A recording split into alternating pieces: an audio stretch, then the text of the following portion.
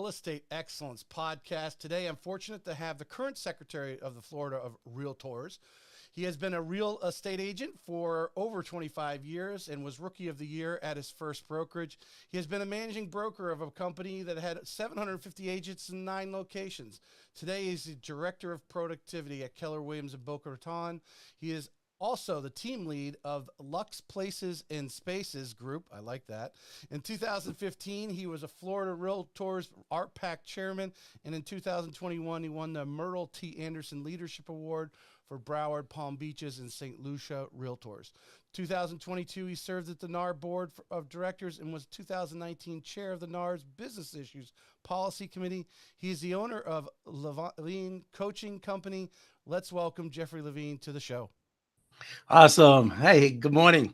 Good morning. I appreciate you coming on. I know you've been traveling, and we postponed from yesterday, but got some rest, and I could see with your smile, you're fresh and ready to go. I'm ready to go. Yep. Excellent. So, Jeff, I like to kick off every show. I like to give everyone a little bit of background on you so they know where you're coming, because I think our listeners, by knowing that, things will resonate with them and maybe see some similarities, but also highlight your extensive experience in real estate as we dig in. So the first question is always the easiest one. Where are you from? Now, originally, I'm from Brooklyn, New York. I grew up in Brooklyn.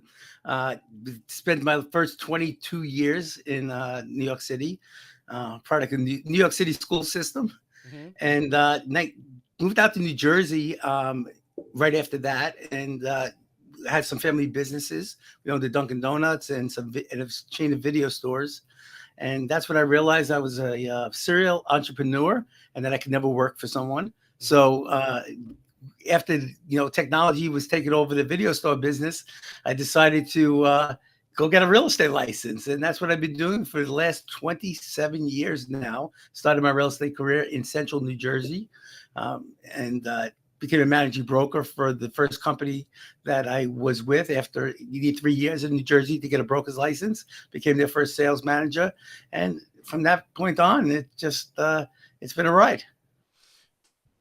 You jumped into leadership right away. Do you think some of the entrepreneurial, spirit, or just obviously being your own man? I mean, you're running your the stores, the Dunkin' Donuts, having that experience, and then transitioning over into real estate.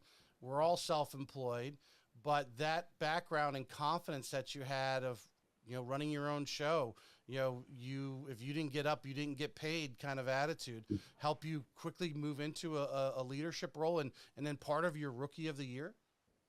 Well, it's interesting. I never looked at it that way. To me, leadership is something that just happens. Opportunities happen. I believe, I actually have a friend out in Oregon who I'm probably going to butcher this quote, but I love what he says. There's an opportunity in front of us every single day. It's just realizing the opportunity and taking advantage of it is what the challenge is, right? Every single day, we talk about these lifetime opportunities. They come by the minute for us. It's just realizing them. And sometimes we realize them too late, quite frankly.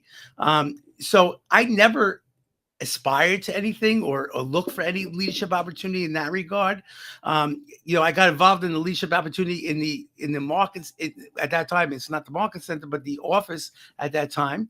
And then I moved over to Remax. They needed a managing broker, and I ran some Remax offices in Central New Jersey after that, right, before coming to Florida. But as far as my leadership journey on the volunteer side, it took somebody tapping me on the shoulder, quite frankly, for me to get involved. And I think that's the great aspect of every leader. And for those leaders out there listening to this, and for those future leaders, make sure the number one thing is find your replacement, find those next group of leaders. That's what leaders do. And that's what somebody did to me, and tapped me on the shoulder. And they, quite frankly, needed to tap me on the shoulder a few times to get involved in the volunteer side of leadership.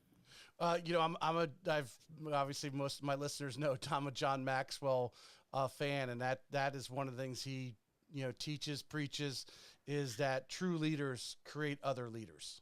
Absolutely. And actually, I am a John Maxwell team member. I'm a certified John Maxwell coach. That's right. And I'm so glad that you said that, because John is my guy. Yep. I went to one of his in 2019, so it was just before COVID, when he was doing over at the Marriott in Orlando. I don't know, I think it was like 3 days there. I went over and spent it, and obviously I read his books, and I just love everything about him. And we could talk about the experience that week on Tracy, another just, topic. But it's interesting because when I was running for the office of Florida Realtor Secretary, I actually had a John Maxwell quote that I would say every time I spoke. And John, it was one of my favorite. And John says, leadership is not about title, influence, title or flow charts. Leadership is about one life influencing another. And that's so important to remember. yeah, whether you're, I'm coaching my son's, youth basketball teams and everything, and whether it's helping that one kid improve through the season, or a real estate agent, move the needle, improve their business, over a month, over a year, whatever, to where they can look back and say it's made a difference in their life. I think that's what it's all absolutely, about. absolutely. Yeah. Let's talk about, because I always like to experience, if you can bring back some highlights from that rookie year, for the new agents that are out there. Or if there's a listener that maybe in licensing right now, taking the class, whatever, or thinking about becoming a real estate agent, what do you think are some key things that you did in that first year that really helped you out? I mean, were you working on the coattails of a mentor, or what was going on there that really helped you get off to a great start? That was a great question. And I didn't realize it till many years later how important the things that we teach now are, right? And that's consistency and persistence, being persistent and consistent. And it's really important, and to be intentional also. So what I did is, at that time when I came into real estate in 1997, this thing called the internet was just really kind of new, right? Yeah. And there was no such thing as internet leads. We still had the books for the appraisers and stuff like that to come in, and the mortgage brokers. I mean, the only way for somebody to really truly find out what was going on in the area was to walk into a real estate office, the local real estate office. Mm-hmm. And what we realized, there was a value. That was part of our value proposition at that time, right? Is that we offered value to the consumer. And fast forward to today, right? At the age where the consumer has so much information at their fingertips through the internet, we need to find our value today for the consumer, and we need to be able to express it clearly. Back in 1997, it was implied. We really didn't have to do so much. Today, we have to really be good at telling our story. So, but when I say consistency and persistency, it's just anybody. And back in the day, we had what was called floor time, and we signed up for floor time. And basically, we were a non-paid receptionist. But in return, if somebody walked into the real estate office, somebody called in, that was a potential lead. Right. So I told everybody in my office, you don't want to come and spend your 4 hours today? Give me a call. I'll be there. I took every available shift. If somebody needed somebody to cover, I took care of it. So, getting out there, talking to your top producers in your office, talking to other people, let them know you're there to assist if necessary. I took every advantage of every opportunity that I had. And that year I did 48 real estate transactions. Wow. And by the way, fast forwarding to today, and I'm sure we'll get to this, where buyer agency and true buyer agency is going to become very super important, as it should be now, but it's really going to become super important to most agents. 45 of those were in buyer agency relationship transactions. You tipped a little bit on, and I think without actually saying it, first thing I thought of is the NAR lawsuit and what that will actually bring us back to the real estate agents. Obviously, I'm on the mortgage side, so when I say we, I think the real estate industry in general, we need to be better at explaining our value that we bring. Absolutely, we do. All those things below the surface that people don't see we do. Absolutely do. So, Tracy, back in the day, people went to a mortgage professional. In 1997, typically a customer or a client went to a mortgage professional first, got pre-approved, and then came to the real estate agent. right? And that was the relationship. That was the flow of or they went to their local bank or whatever it was. Right. Today, it's almost the exact opposite, right? They reach out to the real estate agent first, and then the real estate agent, a good real estate agent, makes sure that they are positioned in the best way possible to become, to be that best buyer. And that's what I think that's truly lacking at times, is that making that consultation process, that conversation with the consumer. Consumers come in as customers. We hope we get them into a client relationship. And the only way we can get them into a client relationship legally under the state of Florida rules is to have a buyer agency agreement signed by them in order to create that client agent relationship. Mm-hmm. So it's all about showing value. And I truly believe that in anything that we do, any business we're in, the consumer wants value, and they will pay for value. They will pay for what your value is worth. And that is, again, what we have to get really good at as real estate agents, expressing our value, showing our value, and showing all the things that we do in the real estate transaction. I mean, if you go Google out there and you Google what does a real estate agent do in a transaction, you'll find lists of up to 176 things that a real estate agent does within a transaction. It's not about just opening up a door and showing a property and say, do you want to buy it? There's so many things that go into our services. And again, explaining, counseling, sitting down with that person. I always had this little soapbox I used to get on, especially when I was training. We would go out there and spend an hour and a half trying to convince a seller why they should go ahead and sell their property with us. But yeah, when a buyer calls, lots of real estate agents say, great, what time do you want me to meet you at the property? Right? Why is a buyer any less valuable or should be treated any differently than a seller in a real estate transaction? So those buyer agents that are really doing buyer agency at a very high level, this environment, this market, their business is going to be greater than it ever was before. Yep. It was interesting. I saw someone posted that. I don't know if it's, let's see, today's Friday. It was probably Wednesday afternoon. There was a post on Facebook, and somebody said, hey, I'm looking at this neighborhood, these 3 neighborhoods in my area. What does everyone think about them? And I said, my response was, you need to find a real estate professional who's an expert in this area, because there's a lot of actually neighborhoods in between those neighborhoods that probably could satisfy you, save you money, or get you a bigger house for the same amount of money. Yeah. And obviously to contact me, because I know a lot of them in town and I could refer them. To get that expressed across in today's world, the we call market experts, right? Krista Mashore, she pushes out a lot of stuff, about being the Sure. neighborhood expert, 2 or 3 and just be everything all. What is your vision, what do you preach? What do you try to do to try to be seen as that market expert, so that these people are calling you to talk about the things that are in between the lines in some of these areas? These neighborhoods that, they see the new construction going on in neighborhood A, B, and C, but there's these D, E, and F neighborhoods that they're not seeing that actually offer more, but they're not advertising anymore because there's no more new construction going on there, right? You're just buying existing homes, which could be better built homes. Yeah, absolutely. You mentioned I just got back. I just actually got back from Las Vegas. I was at the Keller Williams family reunion. I happen to be a Keller Williams agent right now. As you said, I was director of productivity for a large office down in East Boca Raton, Florida, down in Palm Beach County. Gary Keller just blew my mind. I mean, as many times as I've seen him, the state of the company address, the numbers, knowing the numbers, even somebody that's in the business that follows the numbers and tracks the numbers and tracks what's happening on a national level, local level, state level.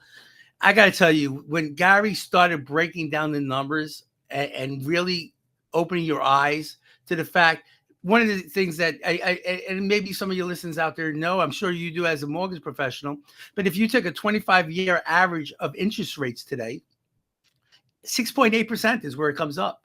6.8%. So people think we're at these such high interest rates because they remember 2.75% and 3% and 4%. Right. 6.8% was the average over the last 25 years. We're at the average of the last 25 years. And yet people think the sky is falling when it comes to interest rates, Mm-hmm. right? So knowing, as you said, being that market expert means more than just opening a door or using the MLS or sending a couple of properties, but really understanding what's happening in our business, to the consumer, and asking the questions to the consumer of, what is your concerns? Why do you think this way? What would have to happen? How are you going to get there? And knowing the market, like you said, zeroing in on communities, becoming the market expert, knowing how many units are in those communities. When a buyer comes in and says, "Oh, well, that's a great community. There's 375 units in there, and the average sales price is this, and there's 4 different models," and and having that knowledge, the consumer says, "Wow, this guy knows what he's talking about. That's the person I want to work with." Right. And we with the internet, I think we've all become lazy. We just feel that we could just go out and Google the information, but it only takes you so far. And then how much information is available out there that contradicts each other, right? What is the true information? What's the true story? I mean, each thing that you come up with may have a piece, but what is the real true story? And that's where we show our value, right? The consumer is zeroing in on what they want. Usually a real estate agent has a broader market knowledge and area knowledge. And yes, one of the values you mentioned before, we also know what's coming online. We know what's happening. If good real estate agents in their market areas, they attend their community, they go into the city and they go into the planning commission and they know what's happening. They know what projects are coming to online. They know what's being built in certain areas. They know what roads are being constructed. These are all the things that go into picking and choosing the right communities. It just made me think, I was on my community development district CDD board for 11 years. And, I haven't done it recently, but I probably need to get out there and give some color to the real estate agents of what a community development district obviously brings. But what you were just bringing to light to me is a lot of them, go on the internet and you get the 30,000 foot level. And if you really pin down a handful of communities and really get in there, and whether it's knowing the management company that might be running that community development district or advising the HOA, you're just getting in there and knowing those things and knowing what's going on can give you such an edge. And again, it might just be one phrase or one statement saying, "Hey, they're actually building, they're going to be replacing the playground set here in 6 months." That right there, just saying that, says you're on top of things. Absolutely. And it's so easy for us as agents. I mean, especially you talked about new construction. There's nothing easier for a newer agent to master than new construction. Just go into the model center, sit with one of their sales agents, get the brochure, view each of the models, ask them if you can take some pictures or video, or if they have something that they can give you so that you can put it on your websites. There is no reason, there is no excuse that a new agent can't be a master at the new construction that's happening in their market. I've had agents tell me that one of them, thinking of it in particular, moved brokerages because I thought it would give them a greater area of coverage. I mean, Northeast Florida here, where it's pretty big. I mean, you go down to basically Palm Coast, all the way up to the Georgia line, and west, I don't know, 50 miles to Stark or so. I guess most people would consider that Northeast Florida. That's a pretty wide area for one agent or even a small team to be experts at.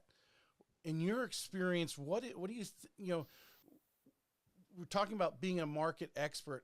How narrowed down should they really be? You'll go show a house in Fernandina if somebody refers you. Obviously, you're not going to give up a sale, and you're going to travel. For here, it'd be probably 30 miles or more to get there. But on a day-to-day basis in your marketing and really getting down to fine-tuning it, how important, or what is your advice that you give them to really own an area? Right. Well, great question.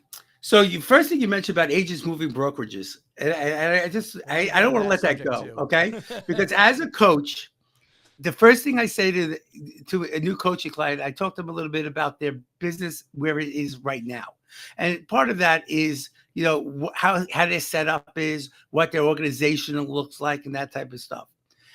My biggest suggestion for any agent out there, brand new or seasoned, you know, instead of getting a new iPad, instead of getting a new MacBook or a new phone or whatever it is, the first thing they should get is a mirror.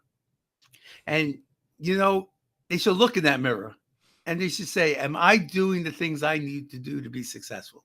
Because it's easy to really blame your brokerage. It's easy to blame your broker. It's easy to blame your mentor why you're not doing business. Look in the mirror and really ask the hard question. Am I doing what I need to do to be successful? That's where it starts, right? Because every brokerage adds value. Every broker adds value. We all have the same product to sell, right? Am I doing the activities that I need to do? So I'm going to start. That's number one, right? Number two, going back to you're asking, the Broward Palm Beaches and St. Lucie Realtors, which I was president of. I was actually the president that combined all of that to create the third largest merger in NAR history, is 111 miles. Our board literally expands 111 miles. Up and down the coast. Up and down the East Coast, the Southeast Coast, from the Miami border all the way up to Port St. Lucie. The Miami Realtors has all of Miami, the fourth largest city in the country. Between the two associations, we have 100,000 members. And to put that into perspective, Florida Realtors has a total of 238,000 members. So almost 50% of the membership of Florida Realtors are within two boards. The Miami Association of Realtors and the Broward Palm Beach and St. Lucie Association of Realtors. So when we look at the size and of our market and the competitiveness of our market, in order to survive, you have to be that market expert. And yes, can I sell Miami? Can I sell all the way up to St. Lucie? I'm in Boca. For me to St. Lucie is about an hour and a half drive, depending where in St. Lucie I'm going. Can I do it? Absolutely. Am I the best person to do it for my client or customer? I always ask that question. Can I provide the services they need to get the best price, terms, and conditions, and understanding the market of the area I go? If I check off the boxes and yes, I'm willing to go. If not, I'm going to refer that business to somebody else, because that is what our job is, to get the best representation. We're all licensed to sell the whole state of Florida. Right. We are. And even if we don't belong to an MLS in the area, there's ways of getting the information on properties throughout the whole state of Florida. But am I really the person that should be going up to Destin in the Panhandle and selling a property when I have no idea? I've never been to Destin. I don't think that's probably in the best interest of our clients and customers. So as agents, what we could do, especially in markets that are as big as Northeast Florida or the South Florida region, is get to as many networking events with other agents so that we could build relationships. Look for those agents that list property in your market that is not from your market. Pick up the phone and say, hey, I'll take your referrals. If anybody calls you, I'm willing to work with you. I'll take your referrals. Let's build a relationship. And if I have somebody in your area, I'll do the same. I think that's the way to handle these larger markets at a much higher level. But yes, I mean, we need to specialize in something. I believe in the one thing concept. And if anybody's ever read the book, The One Thing, written by Gary Keller and Jay Papasan, it's not a real estate book. It's a life book. It's called The One Thing. And I actually listen to this book once a month. I have it on Audible. I play it through, when I'm driving. But it has been it's been honestly the one thing that has really expanded my business and my personal life to a new level. And a lot of my coaching is based upon the one thing. And the one thing concept is, what is that one thing that we need to do today? And if we do it so well, and we concentrate on it and focus on it so well, so great, then nothing else matters. That everything else will fall into place. Nothing else matters. And for a lot of us in our life, in life and in our business, we might have two one things, but in real estate, think about it. Lead generation is our one thing. Without lead generation, nothing else matters. If we don't if we're not talking to people, if we're not following up, if we're not having new conversations, if we're not adding people to our database, what does it matter? We'll have no business. So so when I look at you asking the question about these large geographic areas, yeah, find your 2, 3, 4 subdivisions that you want to become the expert in, and become the expert in that. It's like farming. When we set up farm areas, we look for a specific area, and then we concentrate and focus, and we know everything about that market. Well, the same thing on the buyer side. We need to know everything about the buyer, and when we get good at that, we can add another one. And then when we get that, we could add another one and expand. But do not try to be everybody's everything. Jack and Jill of all trades, master of none. That's not going to work moving forward in this business, and especially if you want to be showing your value to the consumer. I'd rather get a referral fee, send somebody to somebody else for the 20, 25%, whatever that referral fee is, and have them satisfied and have them get the best quality service that they can get.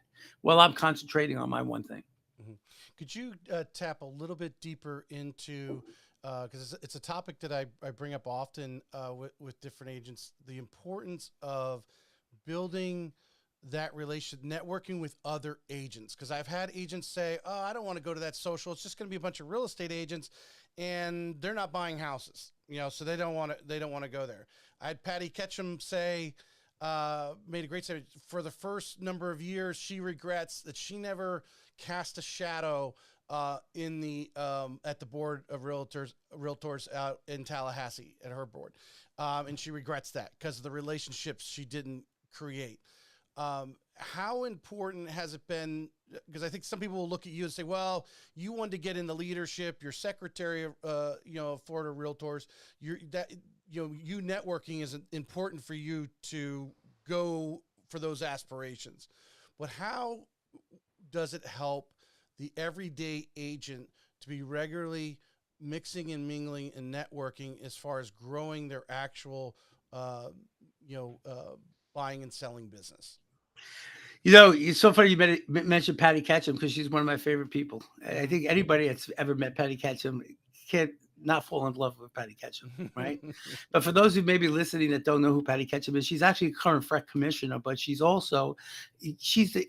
call her the godmother of teaching in the state of Florida. Yes. When it comes to instructing and learning and teaching, she teaches the LSSD, the class that Florida Realtor instructors have to take in order to become a Florida Realtors approved instructor. She has a licensing school. She teaches. I take my instructor continuing education with Patty every 2 years. And the funny thing is, if you go online and you look at any of these groups, lab coat agents, any of these groups that people ask, oh, who do I need to know in Tallahassee? The first name that comes up from everyone is Patty Ketchum. 100%. Right. And I didn't even know that story. That Patty told you that at the beginning she didn't get involved, because as I've always known Patty Ketchum in my whole life and career, right? So so it's very interesting to hear that. So I'm a Keller Williams University approved trainer. There's only about 150 out of 180,000 agents in the country. So I'm hired to go into market centers throughout the country to teach Keller Williams University material for the market centers. And they're usually a full day. And I pay for my own travel. I pay for my hotel. I pay for all my expenses. I get a very small stipend for teaching the classes. But where the real value is if I have 6 or 7 or 8 hours in a market center in Tennessee with 80 students, I'm building a relationship and lead generating for 8 hours. And the amount of referrals that could come from that group, I could say, if somebody that sat in one of my classes has a need to refer somebody to South Florida, they're going to pick up the phone and call me. And that's the same thing that in the volunteer world. That is the same thing in your local networking world. Okay, the more people you interact with, the more people that like and trust you, just like your clients have to like and trust you, the more referrals you're going to get. I know agents that are doing, $1 million a year in gross commission income just from agent to agent referrals. There are classes, there are organizations by referral. There's groups that just teach this, right? Not just client referrals, but agent to agent referrals. And listen, it's no different than a client referral. If you look at your group of fellow agents as another group of potential clients in lead generation, it's the same processes, setting up plans, communicating with them, making sure that you remain top of mind with them. So it's amazing when the business that a Patty Ketchum or some other folks around this state and around the country have created just on agent to agent referrals. Right. Well, I've had many agents come on, they love like going to the family reunion and connecting with people from all over the country and saying, "Hey, I'm in Jacksonville. Someone moving to Jacksonville," and they pride themselves on those relationships they build at those type of And you know what? Don't be embarrassed to ask for it, because that's why you're in business, right? I mean, at the end of the day, people think maybe this is not the venue or not the place or whatever it is. The fact of the matter is, that's what we do. We lead generate every single part of a day. And one part of our lead generation is to build agent to agent relationships. And again, all relationships, no matter whether it's agent to agent relationship, client to agent relationship, mortgage broker to agent relationships, they're great. But if we never ask for the business, why did we create the relationship to begin with? Right. You got to ask for the business. You just made me think, going to one of those events and not saying, "Hey, if you have someone, it's looking to move to Jacksonville, make sure they call me," kind of asking them that business. It's kind of like two people dating. Do you like, because the other person's thinking the same thing. They just haven't said it yet. They would like to get a referral if they're moving to San Antonio or something, wherever they're at. If you're in the business mind, if you're working today in your business, you're focused now, this is your business. Every conversation has to ask for the business somewhere along the way. And there's different ways of asking for it. It may not be as direct, but every conversation has to have a point where you ask for the business. 100%. Moving transition, because eventually I want to transition into your coaching. Right. But mentors, we talked a little bit about brokerages, and if you want to tap on this a little bit, I think, having interviewed 170 agents, top agents in, actually around the state now, a lot of them here in Northeast Florida, obviously, but, going to the right brokerage or finding that person in the existing brokerage that you're at that will, share some time, maybe that top producer that will let you tag along, especially when you're new, or if you are a struggling agent, to find somebody that you can pair up with and mirror and kind of, get some free coaching. I think a mentor is a free coach in translation there. How important is it to search out those for those who are, whether they're getting started or maybe just want to move, they want to move, they want to do more, and they don't know what it is that's holding them back. Yeah. Great question again. And it goes back to my answer about asking for the business. If you don't ever ask if you could tag along with somebody, if you don't ask somebody if you could shadow them, if you don't ask somebody if they'd be willing to mentor you, the answer is going to be no, right? So why not ask? Let's put it that way. You can never hear a yes if you're not willing to hear the no's along the way, right? Mm-hmm. So one of the things that I do want to start off with, and I think this is a big misconception in our business and in our brokerages, there is people use the term trainer, mentor, coach very interchangeably. Mm-hmm. They are absolutely three distinct different things. Good. And I think that we have to really be careful about it's like using that client and customer. Everybody says they have a client, they have a client, they have a client. Yet only about 5% of the people really do have a client because they actually are in an agency relationship with them, right? Everybody else is a customer. And people don't get that, but we hear that all the time. My client, my client, my client. And you want to have some fun? Ask them, oh, great. Do you have a buyer's agency agreement with that person? And they'll be like, no. Right. So if you want to have some fun and look at my numbers, believe me, a lot of people are using that wrong. But trainers, let's start with trainers. Trainers, teachers, you go to a class, you learn a skill, like how to write a contract, right? How to use the MLS. You sit in the class for an hour or two, you say goodbye, you thank them for everything that they wanted, you move on, and hopefully you use what you learned in class. And if you don't, you maybe go back to the class again the second time to learn and ask other questions. But typically in a trainer teacher relationship, you see that instructor, you never see them again, you move on, right?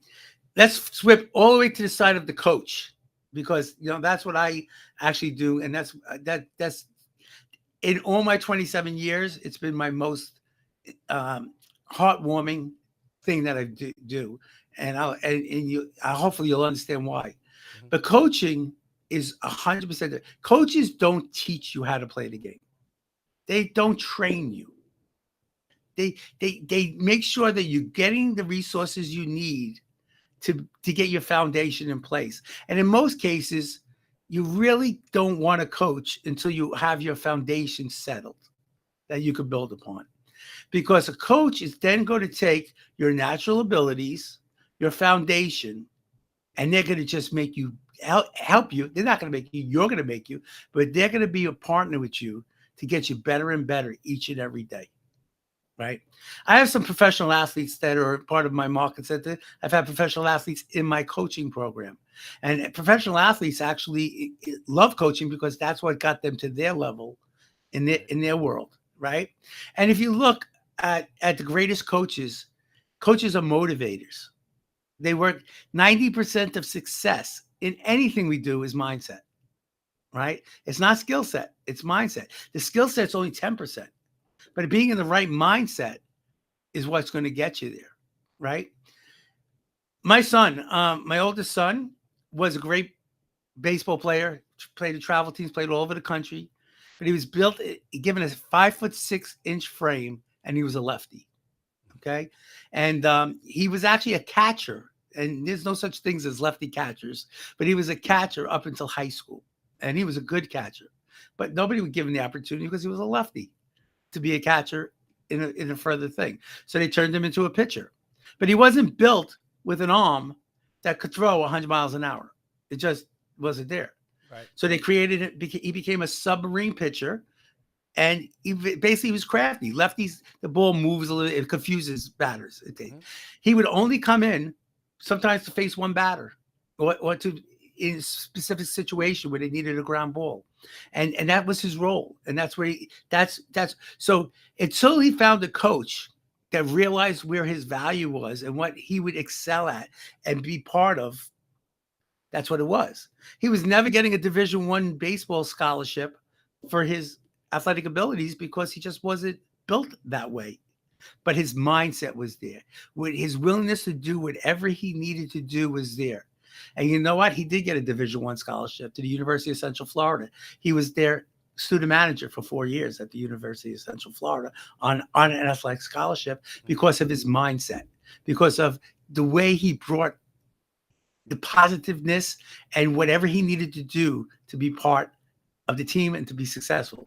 And he actually won the award at UCF in his junior year as the student manager out of all the sports at UCF of the year because of the stuff that he did.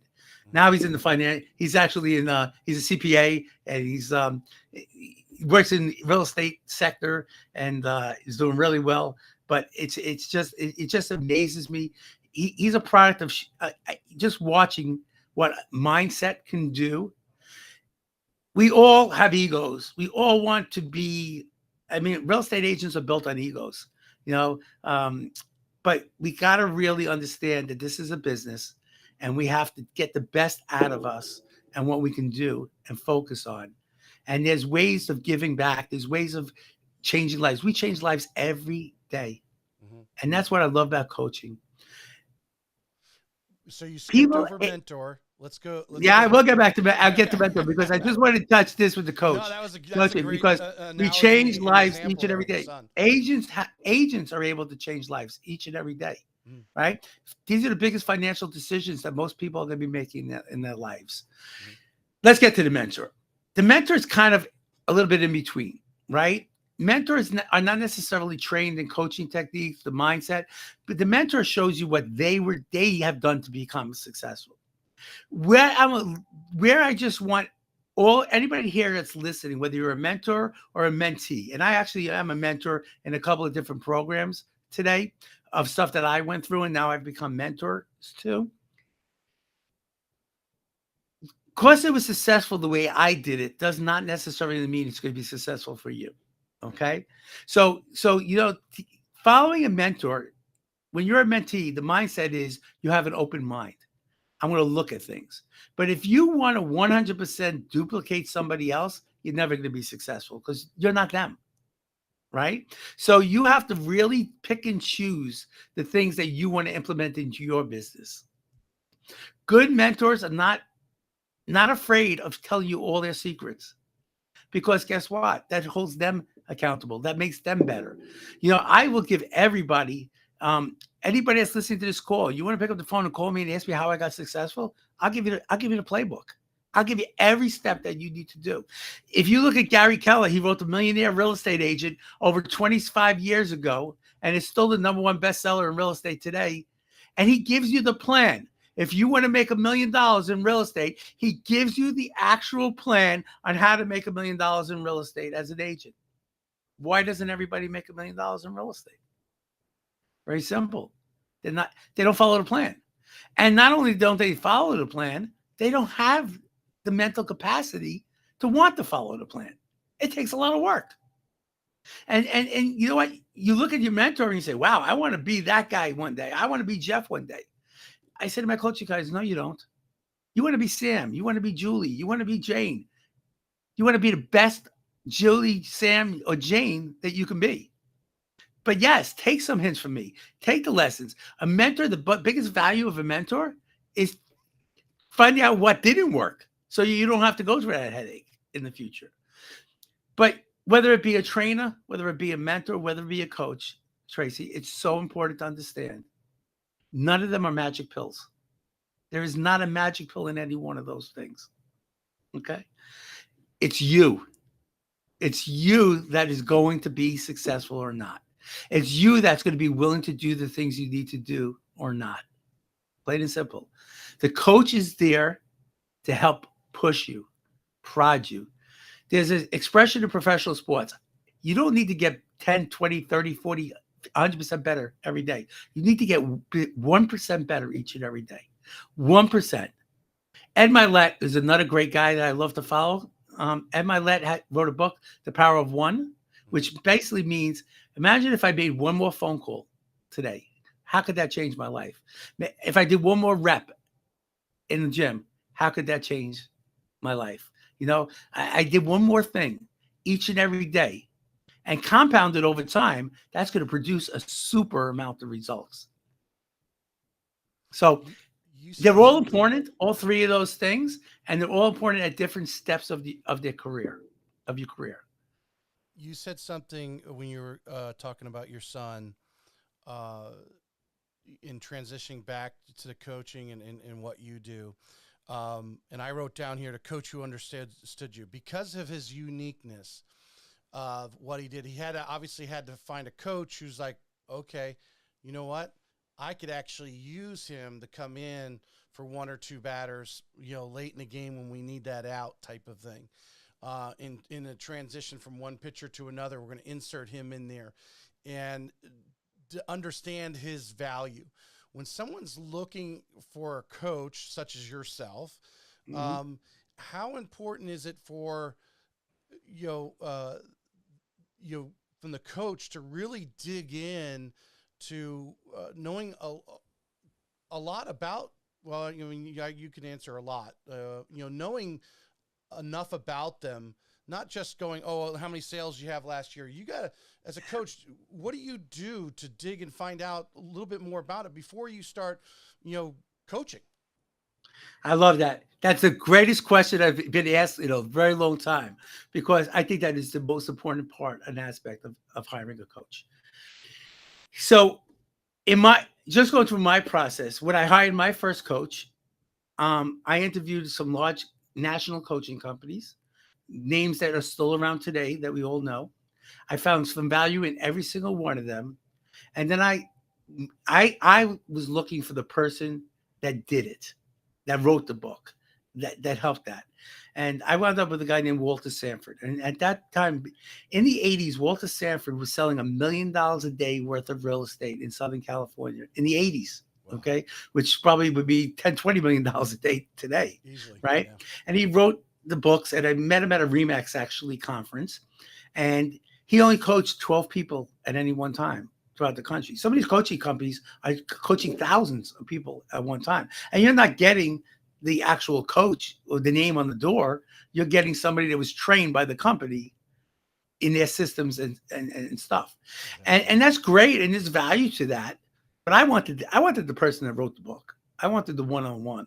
So I found Walter. And at that time, I was paying $750 a month. And that was what, 18 years ago. So equate that today, it was probably quite a bit more, right? Mm-hmm. But that was a lot of money at that day.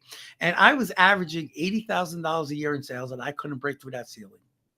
The year I hired Walter, I went from 80,000 to $175,000 in 1 year. So a $10,000 investment brought me about $100,000 in additional income. I would say I will pay anybody out there that's listening. If you could give me $100,000 more income, I'll send you a check for $10,000. Exactly. Okay. All right. But, but I interviewed so many people before. Don't jump and hire the first coach, right? Call around, speak to people, get referrals. Okay, and your friend who loves his coach might not be the right coach for you. I as a coach, I have coaches, and I had two coaches at one point because I had two different aspects of my business and life that I wanted to focus on that required two different skill sets, quite frankly. And I have actually fired coaches or actually moved from one coach to another coach. And I've done it in my coaching program where I've brought an agent to a level where I could have continued to work with them, but I knew that there was somebody that specialized in what they needed next. And I moved them to that coach. So there's reasons why sports teams have a head coach, and then they have a whole bunch of coaches that specialize in different positions and stuff like that, and strength and in mindset. Even professional athletes have a lot of mindset coaching, right? Mm-hmm. So in real estate, though, I'll just transition to me.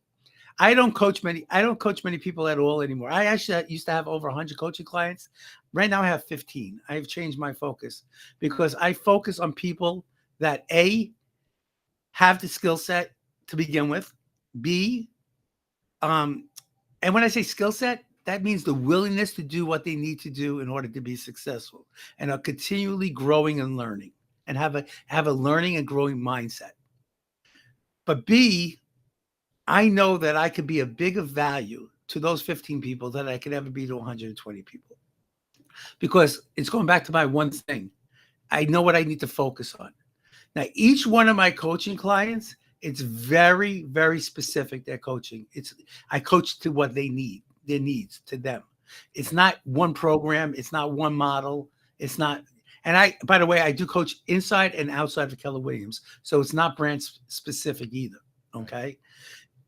What I focus on is what is their need at that time. Where do they want to go? So there is a piece where you have to go deep dive into really what do they want. And what somebody tells you they want on the surface is not necessarily what they want in their heart. And we got to dig and we got to go deep. I don't believe in our business, and you can just coach business without coaching to the personal. And you mentioned this before. We're independent contractors, which means if we don't make money, we don't eat. We don't pay the rent. And that's going to affect our family lives. That's going to affect what happens in our world, how our children and everything else. So I coach to the whole. I do more transformational coaching. So we're going to talk about your business, but then we're going to also talk about your personal life and see how that all interacts. When people say they can separate business and personal life, I think you better look in the mirror again, okay? Because if you're not having a great time at home, your business is going to suffer. And if you're not having a great time in your business, your life is going to suffer. So we look at both to make sure that we're in tune with each other. Of course, we're going to focus on the business, but the question is, if the business is running well, how does that affect life? What are the things you can do in your life that you never thought you could do that the business can fund? You see, your life doesn't fund your business funds your life. So that's where the focus comes. Well, I like how you you brought there, because I think one of the misconceptions of especially people coming from the corporate world. I know we have a lot of really young agents now coming in, some of them getting their license while they're in college, but the people, most of, I think the agents that are out there have transitioned from another career. Correct. They're in corporate America 9 to 5, and they're not in the real estate industry. So at 5 o'clock, they put their jacket on and go home, and they don't worry about getting an email, a text message, a phone call at 7 o'clock saying, "Hey, I want to see this property," or, there's an issue, and we're dealing with it. When you're out there, talking to the many agents, I'm sure you get asked all the time by, people about the industry and so forth, how being a real estate agent is a lifestyle, in knowing how the business affects the personal, because it's so overlapping. Yeah, absolutely. Tracy, one of my last year, I took on a coaching client. He wasn't with Keller Williams. He was with another company, and he was referred to me by somebody. He said, "Jeff, this young guy, he needs you. Would you sit down and have a conversation with him?" And by the way, Tracy, I will have a conversation with anybody whatsoever, no obligation, no fee. I give everybody a complimentary hour to sit and talk and see if there's a way that we could work together. I can help them, because I don't take on clients unless I feel I can add value to them. It's just, Right. but even for that hour, I can guarantee you'll get something out of it that you'll use in your business. And I'm always happy to do that for people. But this young man came in. He was making $300,000 a year in GCI.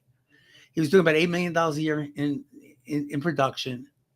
He was 29 years old. He was at 4 different real estate companies already. And I'm sure a lot of people sitting out there saying, "Hey, listen, I'd be happy making $300,000 a year at 29 years old." But he was ready to quit real estate. He had no life. His relationships all fell apart in his personal life. He had no life. He was working 24 hours a day, 7 days a week, nothing else. And he was burning himself out at the age of 29. And we sat down and I worked with him for a year. We built a business plan. He went from that $8 million in production to this year closing close to $25 million in production. But he also spent 2 weeks in Europe, twice last year. He goes to, friends. He's in a service relationship. He goes on short trips and has hired his first administrative assistant to help take some of that load off his business. And so we created an organization where he could actually do more business. He's still a single agent by himself. He's going to do close. He will be a millionaire real estate agent, a GCI of over $1 million. And he has a life. And he's so much happier today. And, this is what a coach can help you with. This is, take a look at your business from that 30,000 foot level and then question you and ask you, what do you really want out of your business? What do you want out of your life? Because it's not my job to tell anybody what they should be making or doing or how hard they want to work. That's up to them. My job is when you tell me that, is to help hold you accountable to that, remind you of that, and help you with the systems, building the systems and models and strategies that you're going to use to become successful in anything you want to do. So you want to make $100,000 a year? Great. You want to make $1 million a year? Great. Either person is as important to me because that's what they want. How common is that situation that you just described with that gentleman? Because I think it's very common, especially with top producers. I think that because you mentioned we're moving from, there's this phrase called E to P, entrepreneurial to purposeful. Okay. We all come into this business. We're kind of entrepreneurial, right? We're independent contractors. We're starting our own business. I knew right away when somebody came from the corporate world because they said, "I got a new job." This is not a job. This is a business. Well, I right? got hired. I got hired. Right. You can know right away where they're coming from. Right. Yeah. This is not a job. This is a business. So first thing we have to remind them is this is a business. I should have wore it today, actually. Gary Keller has a T-shirt and I wear it quite a bit. It's called Think Like a CEO. Each and every one of us are the CEO of our business. Mm-hmm. right? So the first thing we have to decide is, if I want to make $300,000 a year, as this kid was making, right? I call him a kid, 29 years old, but you know, making $300,000 a year. Are you showing up as a $300,000 a year employee? Oh yeah. Basically, if I had to write a check to me for $300,000 a year and I was the CEO of this company, would I pay myself or would I fire myself? That's the Mm-hmm. first thing. And I will tell you, the biggest response for most people is, yeah, I would fire you. I would fire myself. They're not doing what they need to do for what they want to make. So I think that, and they also, that not having somebody to tell them what to do, or necessarily have the metrics that they have to meet in order to determine whether they're doing a good job or not, that's what they're missing. And that's where coaching comes in, because we could create those metrics together. We could create that business plan together. We could hold them accountable like their boss or supervisor or manager did in their previous life. So we can make them comfortable being in business, quite frankly, because it's comfortable for them to have that accountability and somebody looking at that. Right. So, professional athletes have coaches, singers have coaches, actors have coaches, CEOs of Fortune 500 companies all have coaches. Right. But the coach is there to help them with what they need to be helped with, not what the coach wants them to be helped with. And I think that's where you really have to find that person that is willing to say, hey, that's not the way I would do things, but I understand that's the way you want to do things. So let's figure out how's the best way we can do those things together. If you How? hear from a coach to comment, Mhm. a good coach like me, I will never tell somebody they're wrong. But if you hear a comment, something similar to like, well, that's, I can see why you might see that way. Have you thought of anything else that may be possible? That's a coach telling you, Mhm. I think you're going down the wrong path. Let's, but they don't tell you you're wrong. And by the way, if you want to continue down that path, that's not for me to stop. It's for me to help you figure out how we're going to make that successful. How important is it? Yeah, and I was thinking that story you're telling. John Maxwell uses the lid. A lot of agents hit that lid. He was only Yeah. able in 24 hours of the day, 365 days of the year to get him to 300,000, and then of course he had no life, so he felt he had to sacrifice that, which he then make less money. You helped him break through the lid, and Yeah. but when you're coaching, helping the agents find what they, because there's so many different ways to market yourself as a real estate agent. There's just, the 170 some things a real estate agent does. I'm sure there's 170 ways different people do their marketing, different social media, whatever it is. How important is it, or how often, even maybe you have a story when you're coaching, to help that agent find that thing that they love to do? Because obviously 80, 70, 80% of their time is really marketing themselves, their personal brand, and their reputation and so forth.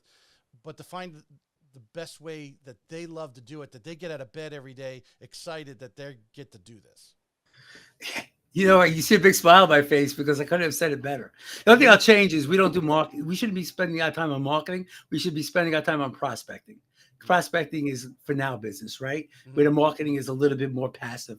We need to be more, in today. So we do marketing and prospecting, but we're prospecting based, marketing enhanced. Where when I started, it was the exact opposite. We were marketing based and prospecting enhanced, right? We sent out postcards, we put stuff in the magazines and stuff like that.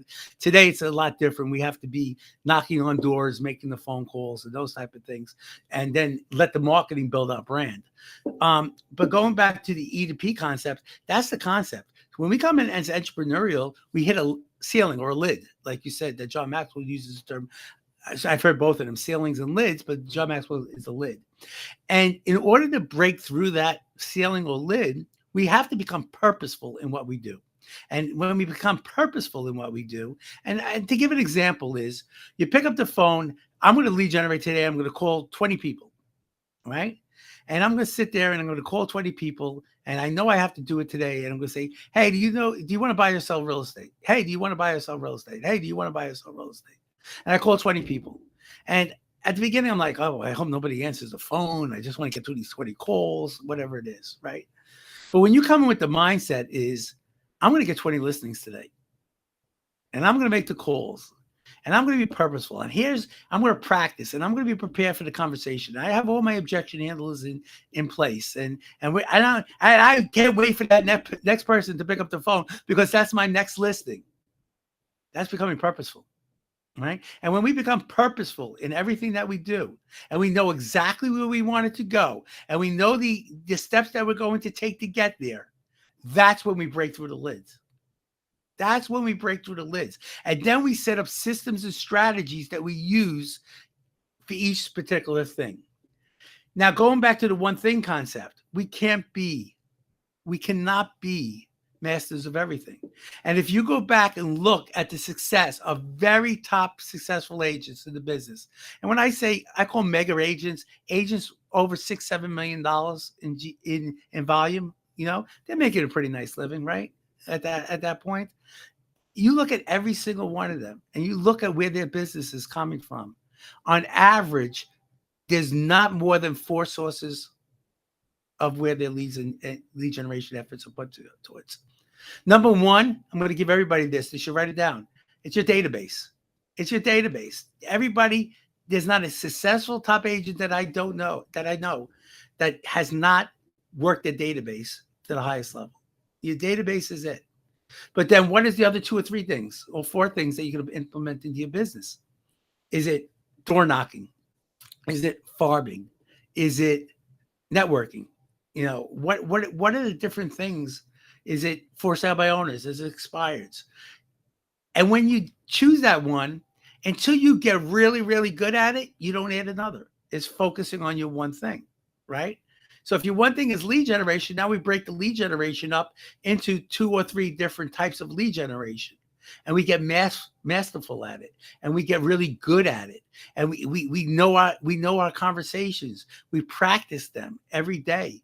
We have dialogue practice, and we have objection handling practice until we get so proficient in those objections for that particular type of lead generation. Then we go out and do. And when we get successful and we're ready to move on, then we add another thing. So yes, I think the biggest challenge for those who know the DISC profile, if anybody ever heard of that, DISC, the I, most great real estate agents are very high I's. And I's are great because they're influential. That's what it stands for. They're influences. But what they really lack and what the challenges are focus. They love the shiny new objects. Their attention span is usually very, very short. Okay? Because that's the type of person that they love to tell everybody everything they know, which is not what a client or customer needs. You need to know what questions to ask because they have all the answers within them. So I'm a very high I, by the way. And that's why I read the one thing every month, because I have to keep on reminding myself that I am a high I, and I got to stop doing the things I do in order to be successful. So you were laughing and smiling. I think you know what I'm talking about. But that's the makeup of real estate agents. So we need to learn how to focus. And focusing is concentrating on your one thing, the top 20%. I think people have heard that concept, the Pareto principle. 20% of what you do will create 80% of your business. So why do we focus so much time on the 80%, not the 20%? And that's what, again, we have to make sure. And that's where accountability partners help. And that's part of coaching, is being your accountability partner to make sure that you're doing what you need to do when you need to do it. None of us, there's not a person out here that wants to be held accountable. We're adults. We all need to be held accountable. For our listeners, I'm going to put, obviously, your information is going to be in the show notes and so forth. Oh, awesome. Reach out to you. Obviously, you're on social media and so forth. From a time standpoint, I want to transition into, because you've taken your career, current secretary of the Florida Realtors. I always make sure I pronounce that correctly. So, if you don't get anybody right. You got reprimanded. I know. I think it was Cindy Hayden. She's like, make sure you pronounce that correctly. Excuse me.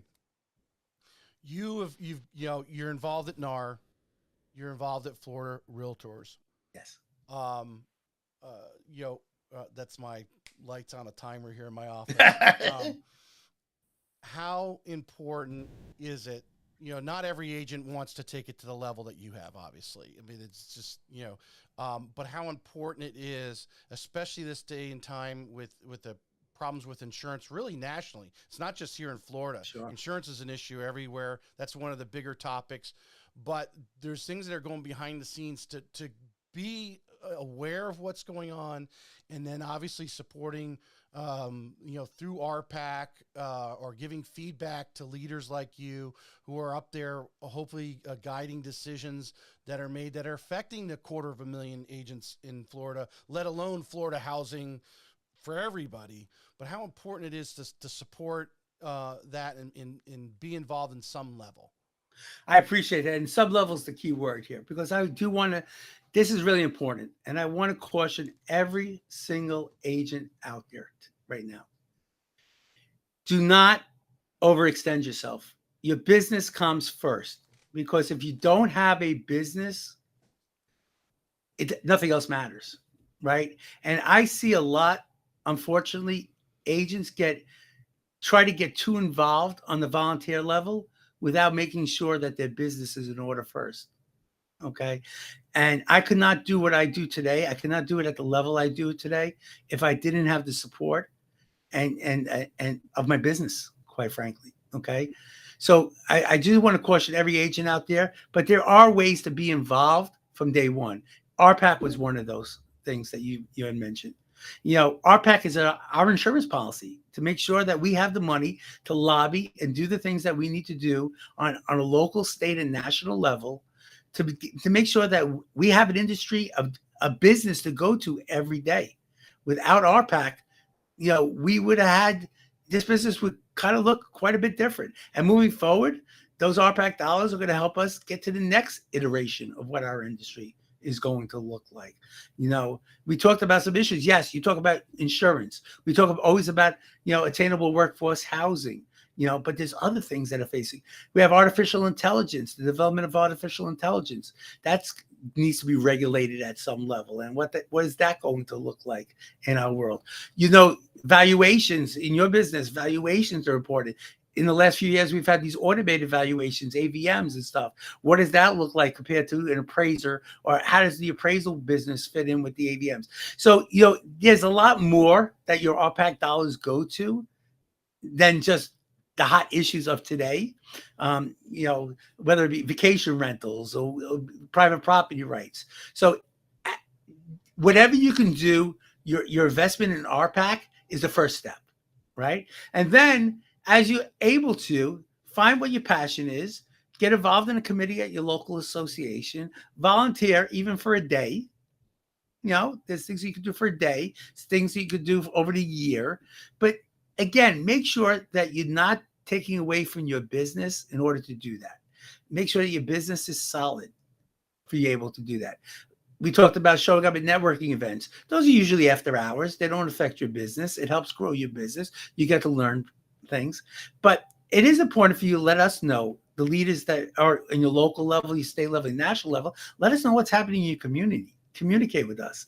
Send us an email, send us a text, pick up the phone and call. I know the members of the Florida leadership team, from Gia to Tim to George and Chuck and to myself. We pick up the phone. Give us a call. Pick up the phone. I mean, our numbers are out there. It's all Florida Realtors. We all return a call. We all pick up the phone.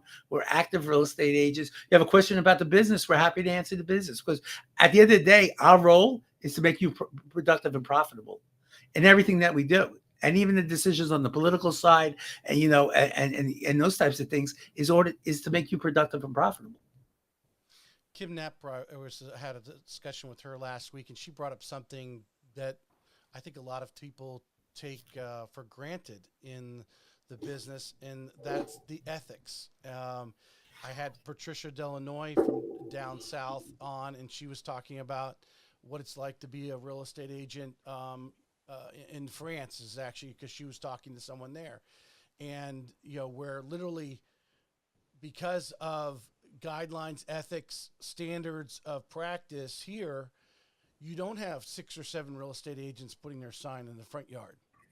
That kind of thing that I think the average American involved in real estate takes for granted, not understanding that it's these Florida Realtors, it's NAR that's setting those standards and making the business better. Yeah.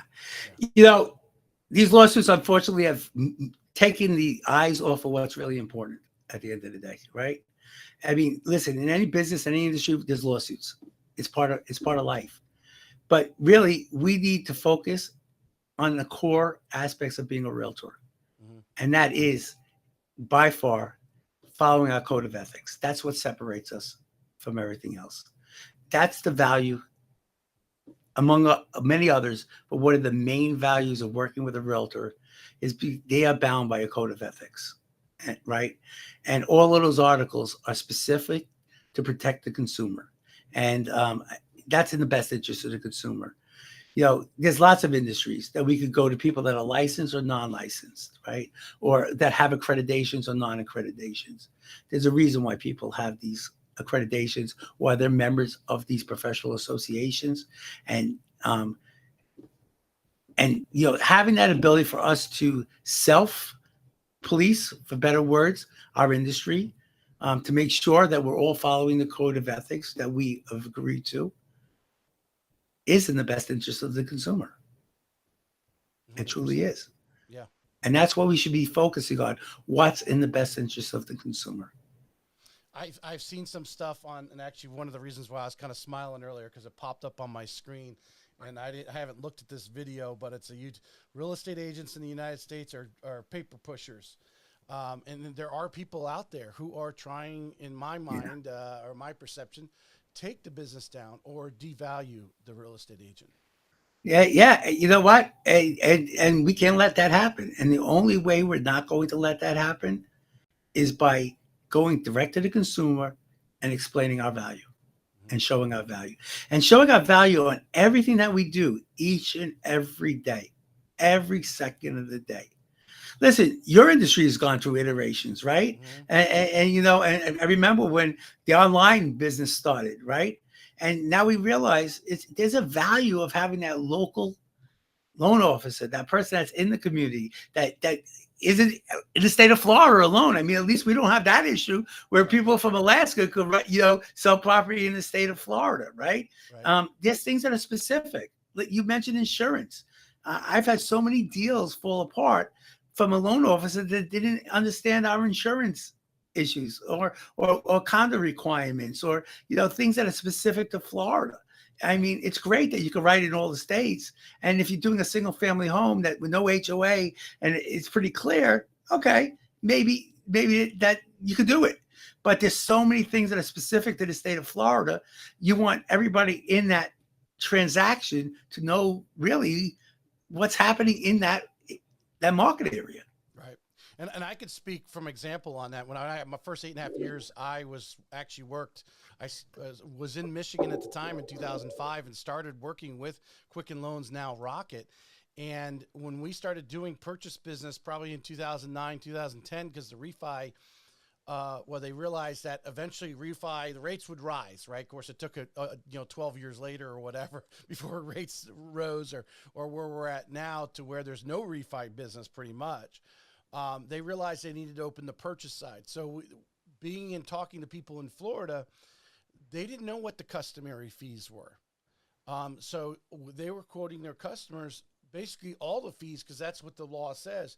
We gotta put forth every possible fee they could possibly be charged, not realizing what's customary in Florida for the seller to pick up, for example. Right.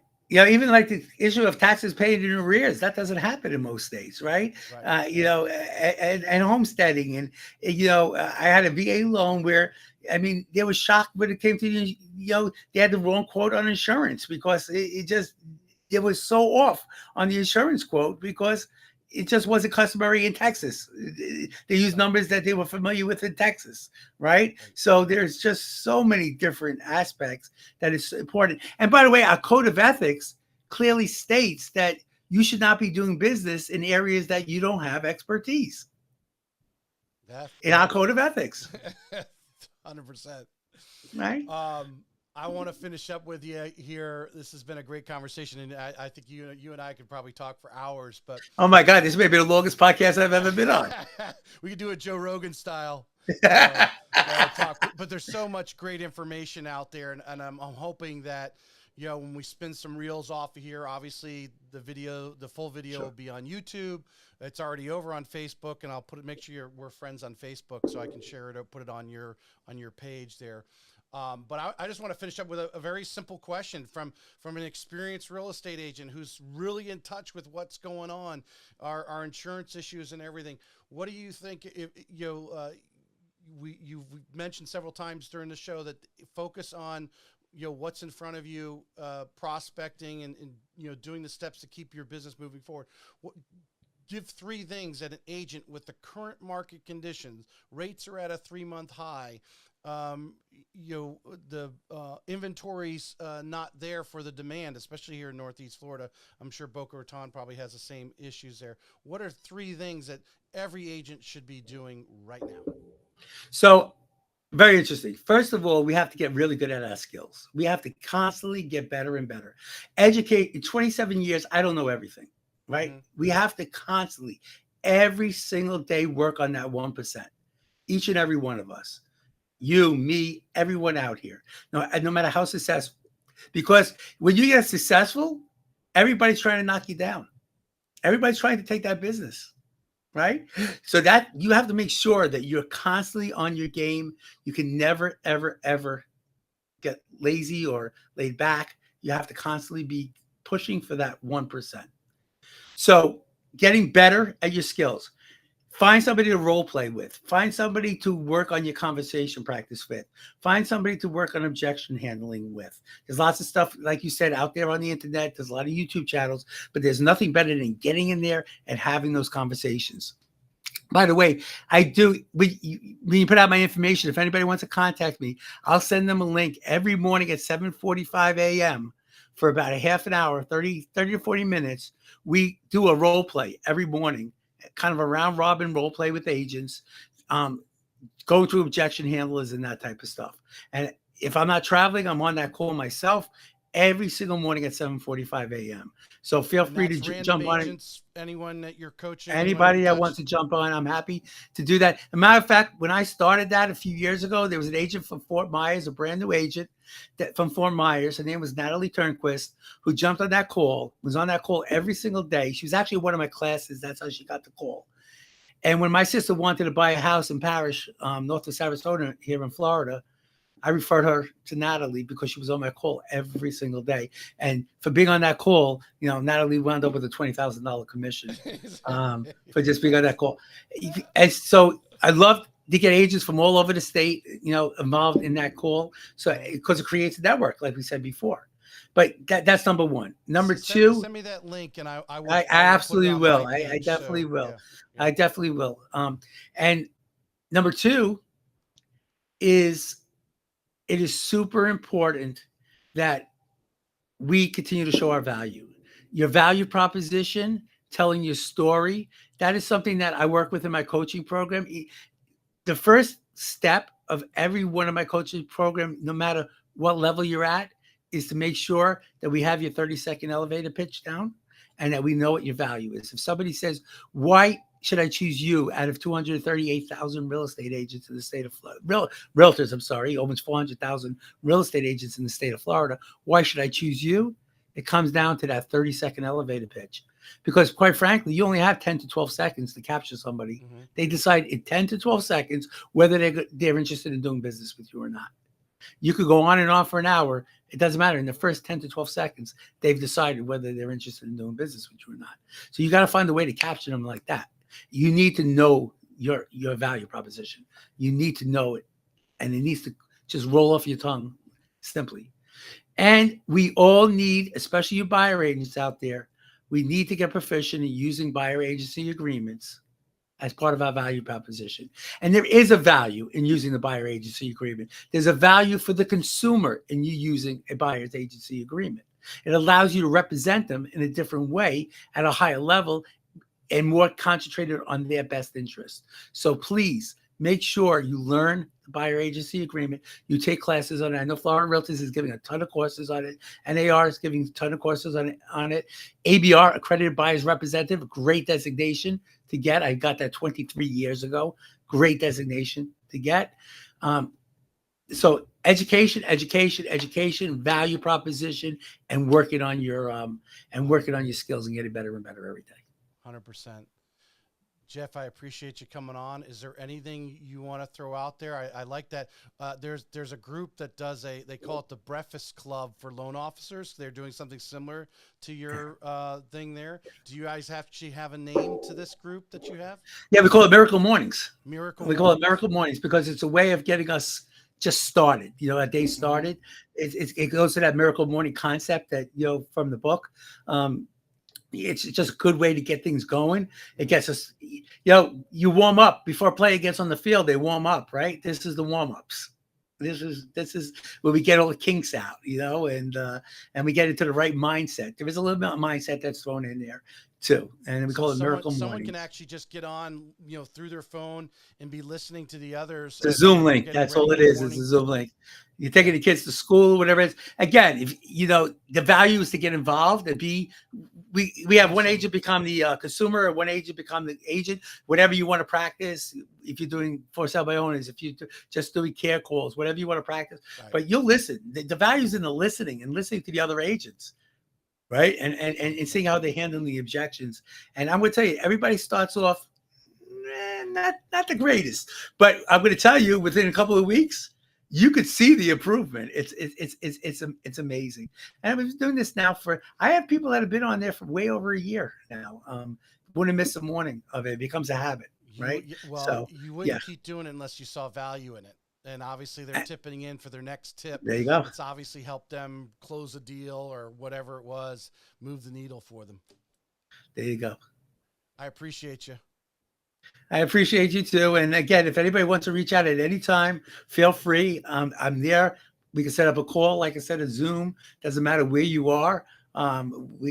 Your issues are the same as everybody's issues in South Florida or the West Coast of, the West Coast of California or Michigan. They're all the same. Real estate agents have the same issues. Do a little talk. Yeah. Yeah. Awesome. Thank you so much for the